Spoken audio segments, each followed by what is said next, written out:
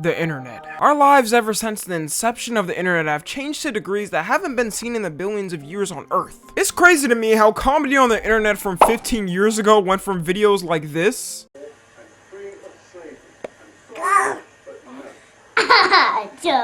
to videos like this now. Like, what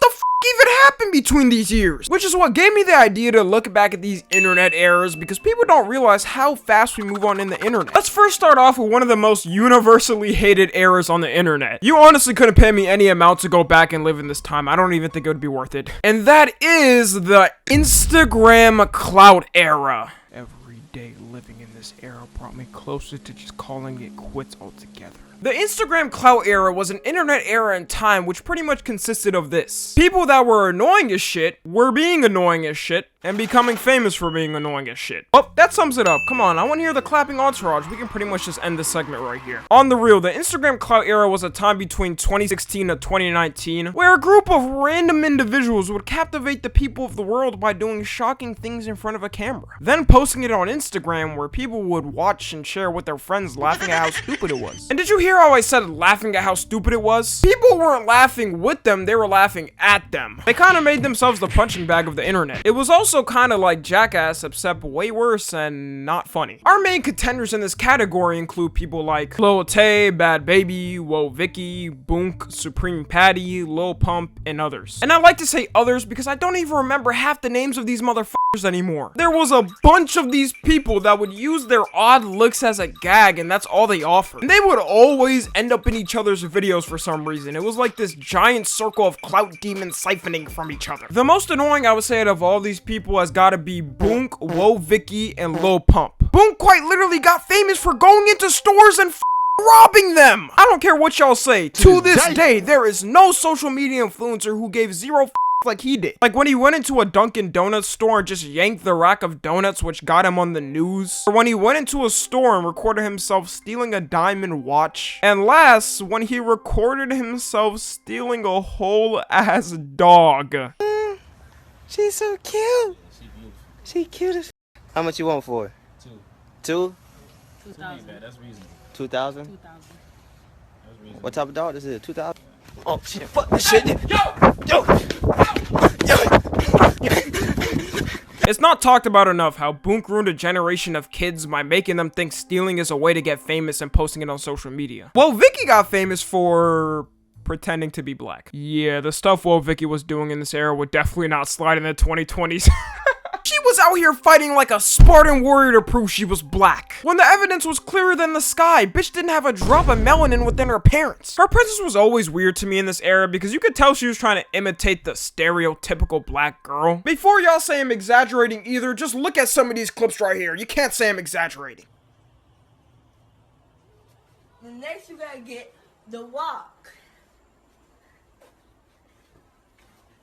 I'm telling all y'all white folks right now, y'all need to control y'all badass kids. Cause maybe Jenny can get away with cussing y'all niggas out. But I'm telling you, if Shanique would try that shit with me, I'm gonna beat that whole ass. I don't give a fuck if you is my blood. I hope I prove my point here. She also dropped this classic diss track on Rice Scum, which I won't be playing. Number one, because of copyright, obviously, and number two, because just watch it and you'll see why I can't put it on this video. And last is the king of this no brain cell era, Lil Pump. I think Lil Pump was a true pioneer in all of the dog shittery that happened at the time. He really had all the new rappers coming into the industry questioning if they had to get face tats and colored dreads to make it. And to his credit, it happened for a while. There's a group of discarded SoundCloud rappers out there with permanent face tats I know they regret now. Hope Lil Xan's doing good. His Instagram posts were also annoying. He's the one that inspired these kids to be obsessed with flexing, thinking their worth is nothing without a Supreme t-shirt or a Gucci hoodie or diamond chains. He also had all the little kids saying Gucci Gang for that year, which was beyond painful. I'm so glad we are done with that. I still can't believe the song has 1.1 billion views. Music must have been in a disparaging drought for something new. So overall, this is probably the one era on this list where I see no good came from it at all. There's so much more in these people, but this is about enough I can endure talking about it, and I highly recommend checking out Patrick CC's video that fully goes in depth on it. The last person I've ever seen survive this is Drewski, but even then, I don't know if that really counts. He kind of came into that era when it was ending, and he's just a naturally funny guy. I can't really say the rest for whatever the these things are. Next, we got another era that is also linked to ruining a generation of kids, aka the 2016 YouTube edgy era. Now, I've talked about this era many times on this channel, and there's no way I couldn't include it. But it's weird to me because I have a love and hate relationship with this era. The love side is that a lot of people, including me, grew up on this era and have some fond memories of this time. I've been personally inspired by creators from that time to this day. Shit, even Jimmy Donaldson, aka Mr. Beast, was making edgy content at the time. Not only do black people not have rights in Roblox, but neither do women. Like, when did Roblox get so realistic? Although your favorite creators now may look like super amazing, family-friendly, ethical people who could never even hurt a fly, I believe that deep down inside them, there's a little of that era still lingering that they can't show, or they'll get canceled and packed off platforms. I know for a fact a lot of the biggest YouTubers now were definitely watching back then. Then again, I don't even blame them because there's a reason I put it on this list. You had the most wildest, insane, out-of-pocket things getting consumed by the masses and having them think it's just normal. It was typical for a commentary channel in 2016 to 2018, Leafy is here, to bully random kids and have millions of people bully that kid together. Filthy Frank was dropping videos on how he wanted to smash Nickelodeon girls. iDubbbz making kids think it's normal to call people every type of slur in the book in the name of comedy. YouTube was truly in its finale for how far edginess could be pushed before they had to make a change. I wasn't joking when I say this ruined a generation of kids because I was a part of it. I swear I thought it was normal for people to call me certain names when it definitely was not because of this era. And of course my immature dumbass took some of the lingo straight out of these videos and ripped it out to people in game voice chats. This is my apology to those who had to witness. It honestly dawns on me now how normalized it was when you had the biggest creator on the platform just straight up drop the unedited, full, no context N-word bomb on a public live stream. I still don't know what was going through this man's head, but my only thought is the time period. It was just so casual for anyone to say that word, and many others with zero consequences on YouTube. As a matter of fact, it was encouraged by their fans to say the words, which made it even worse. And now a majority of them have changed for the better, but this time will never be forgotten. I'm gonna be telling my grandkids stories of it like I'm a veteran who fought in Vietnam. I'm also seeing a lot more people nowadays saying they want the old Mr. Beast or old KSI or old iDubbbz or old PewDiePie, talking about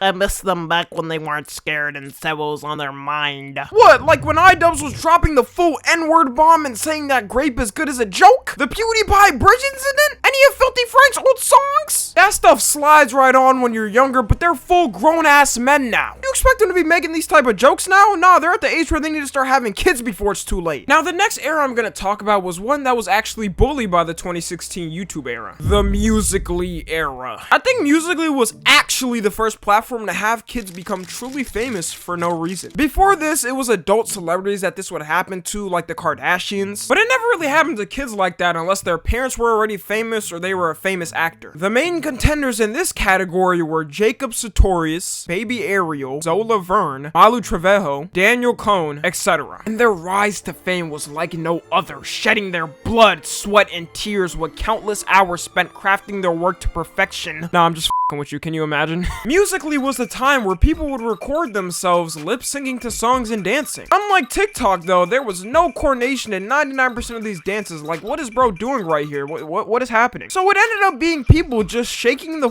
camera as a replacement to this. And we ended up with some of the most atrocious content to ever hit social media platforms. I think a lot of people forget that Musical.ly was a reason why cringe comps even became a popular thing. There was hundreds of these cringe comps posted daily on the newest things that people could laugh at from Musical.ly. And a lot of it was kids, which I do kind of feel bad about now. It's 5 years later after Musical.ly has ended, and I just know that digital footprint hidden hard for some of them kids. I'm making the call right now. We're gonna have a president get elected in 30 years who posted cringe Musical.lys when he was 12. That'll be the true point of America's break. I can't imagine any country could take a president serious when he was recording himself lip-syncing to Chris Brown at 12. The person the internet hated to the max from this era was Jacob Sartorius. To this day, there are multiple cringe comps on Jacob Sartorius still up, and every single comment commentary YouTuber was going at this man's throat for his videos. Which, look, okay, I didn't really like Jacob Sartorius either, but I damn near felt bad for the guy. I mean, bro was 13 years old and getting blasted on commentary videos every day. I have videos from when I was 13 on this channel, and just know y'all will never see them in the light of day. A lot of these Musical.ly stars also failed to transfer to TikTok, which is critical for staying alive in this attention internet world. It's almost kind of sad to look at it, like Jacob Sartorius having 11.5 million followers on Instagram and getting 10,000 likes per post just shows it. And we can now confirm the era of these pseudo stars is officially dead. But another era that links directly to this one took over the filth that Musical.ly stars left behind. The TikTok dance era. Now I was deciding whether I wanted to include this or not because it matches the exact same description as the Musical.ly era, but it does have some exceptions to it. The TikTok dance era actually included more movement in the dances, like using your hands, throwing it back, and really just any part of your body that can make a movement. The main contenders here were Charlie and Dixie D'Amelio, Addison Rae, Bryce Hall, Josh Richards, the Lopez brothers, etc. And just like the Musical.ly era, it was a group of teens and young adults making videos together which included dancing, lip syncing, and viral sounds. I personally think it was more popular than the Musical.ly era because they capitalized on drama 10 times more. I mean, we can't forget about the disaster known as the Hype House, which if you don't know, because let's be realistic real quick, no one over the age of 20 years old even knows what this is, was a house consisting of the biggest TikTokers at the time to record TikToks in. And all of the social media blogs would eat up any drama produced from this garbage dump. I was just sitting there thinking to myself every time I saw one of these dumb stories from one of these drama blogs, I really don't care. To this day, I still don't know the demographic that was eating up this content, but it was working. We can use the Hollywood Fixes channel as proof. I like to compare this channel to TMZ, except more rundown, more elusive, more invasive, and I hate the guy's voice. He was uploading videos daily of these TikTokers, nearly stalking them everywhere they go. Each of them have millions of views as well, which shows there was some audience for it. And that's why I think Netflix got the idea to make the Hype House show. What were they thinking? I've never seen a Netflix show more shit on by the masses than this one. I fully blame Netflix too, because you really thought a group of teens who got famous for doing 5-second dances and lip syncing would be able to act. And you know the show is bad when it's rated worse than Cuties out of all things. How the f is that even possible? You can't recover from a wound like this, just bleed out at that point. This era is pretty much dried up now, and the last time I've even heard of one of these people was when Charlie D'Amelio got passed by Kabi Lame to become the most followed TikToker. Next is a shorter era, but I just want to cover it a little bit. The World Star era. World Star, also known as World Star Hip Hop, is a social media company who became big for posting memes, posting music on their channel, and fight videos. Lots and lots of fight videos. There was a time where anytime any minuscule fight happened on some random butt nowhere street corner, someone was pulling out their phone yelling, World Star! And everyone from every conceivable nation would run down to see if a fight was actually happening. That's how much it was linked to fighting. It was kinda like the more tame version of Live League. I just mainly didn't like this era because it started the stereotype of black people fighting all the time. It was like they were allergic posting any other skin color getting into an altercation. The setting was always the most hood, the most ghetto, the most rundown area in the slums. This gave racist ammunition and they still use it to this day. I'm not lying, go ahead and look at any Twitter account that posts fights on the daily. Look at a video of black people fighting, then look at a video of any other race fighting, and come back to tell me which comment section is worse. It'll be bursting with comments like, and these are the people who get to have rights. Typical. What else do we expect from them? But Black Lives Matter though, right? I am full-fledged putting the blame on World Star for this effect. Next is an era that bring out the most garbage people that platform has ever seen. The vlogging era. YouTube vlogging has always been a thing since the dawn of the platform. But let's be real, 2012 to 2019 was the peak of YouTube vlogging. It was a time where people would be posting videos daily of them doing things. I wonder what type of disaster this could lead to, recording every action done throughout the day and posting it online? Now at the start, it wasn't too bad in my opinion. You had gems like Casey Neistat or Roman Atwood vlogs, which I don't think get enough credit. But enter the Paul brothers, enter the Clout House, and they leveled this bitch to the ground. I remember when Jake Paul was actively recording the Team 10 household, and it was just disaster after disaster. They functioned together so bad that there's a video going over their worst moments with 24 million views. He was genuinely just an asshole who showed it on camera and got famous. And it was the same thing with Logan, the Clout House, and a lot of these vloggers. I don't know what type of ego they had in their minds, but it was pumping in their brains hard. We can't forget either that this era caused one of the most controversial YouTube scandals that hasn't been topped. Ain't no one ever make a comeback like Logan Paul. At the time vlogging was blowing up also, it was becoming more and more easier to use your phone as a piece of equipment. So kids were trying to be like their favorite YouTube vlogger, Jake Paul, and recording videos to hopefully become famous one day. That's why I blame this era for kids wanting to be YouTubers when they grow up. Like, bro, I was thinking astronaut or doctor and you choose vlogging? And I know that sounds hypocritical coming from me, but at least when I was younger, I wanted to be an astronaut and I failed, so f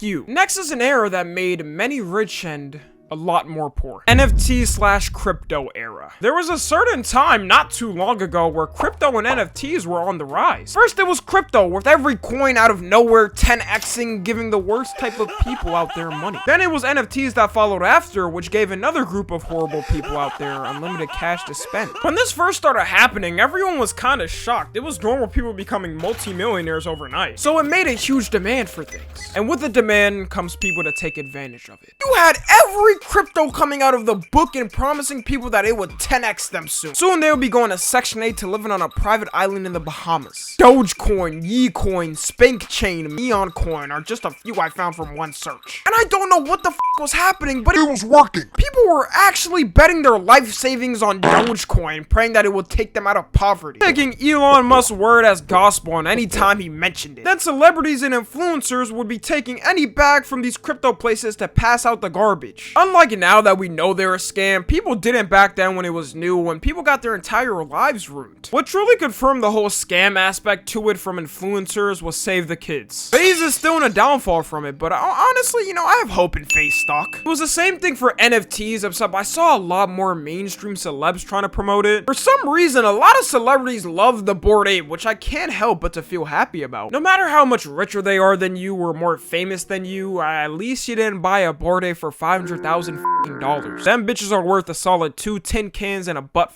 now. I used to think celebrities were smart when I was younger, and this time period just proved to me how much I was lied to as a child. There were also hundreds of influencers and celebrities coming out with their own NFT projects. Yeah, I've never seen one of these succeed for the people that bought them, so...